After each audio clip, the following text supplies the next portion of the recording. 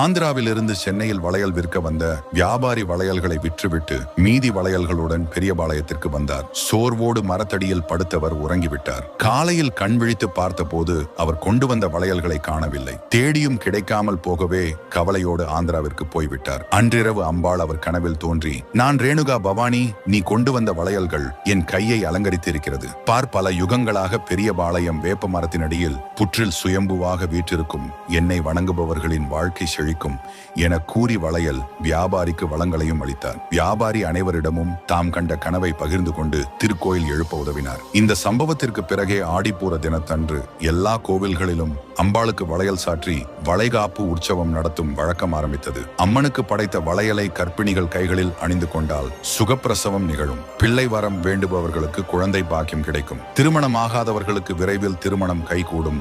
ஆடிப்பூரம் விரதம் இருந்து அம்மனை தரிசித்தால் திருமண வரம் கிடைக்கும்.